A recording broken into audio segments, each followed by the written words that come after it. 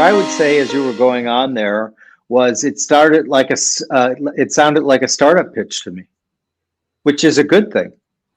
In other words, you just were pitching something that doesn't exist right now. And it seems to me, given the quality of our country, that there should be 12 different founders working on that very thing that you just described. Right. Because I think you're right. I think there's obviously a gap and a need there that is not being addressed. It seems like a pretty cool startup idea to me.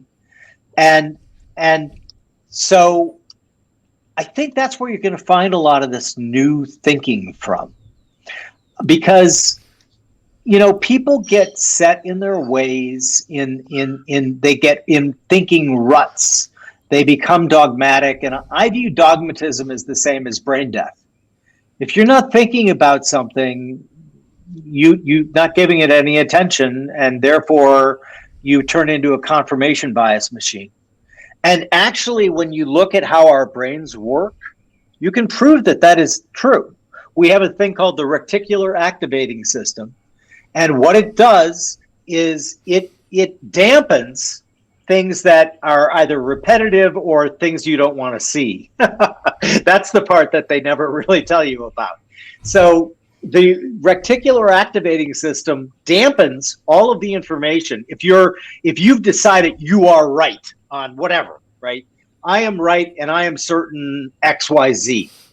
You're not going to look for any information that challenges XYZ. Your reticular activating system is going to dampen any of that information so that you are literally blind to it. This isn't intentional. None of this is intentional. And your brain will kick that over what they call the prover. I wrote a thread on Twitter about this. When you kick it over to the prover uses the reticular activating system and highlights everything that proves your priors, right? So when you back to the Max Planck comment about progress happening one funeral at a time.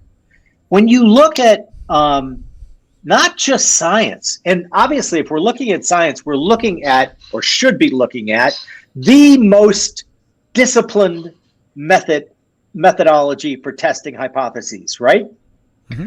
And even in science, they had all of these prejudices, they had all of these things that are very obvious. When Copernicus came out with his heliocentric version of the universe, it took 2 centuries until the majority of scientists believed what he said. Art, the Impressionists. Do you know who named the Impressionists? The Academy of Art in Paris that hated them and gave them that name as an insult. It was, this is just sort of an impression, like maybe a child. And then, like, everyone said they were horrible. Vincent van Gogh, he's a finger painter. Oh my God! So all I can think of is how do I incentivize you to use that French accent again? That was brilliant. I don't know where you got that, Jams. I don't know where you got that. I travel greatly, and sometimes I can slip into it, But the fact is, it's true. All of that stuff the Impressionists were named Impressionists to deride them and right, it was mock derogatory. them. Right. It was derogatory.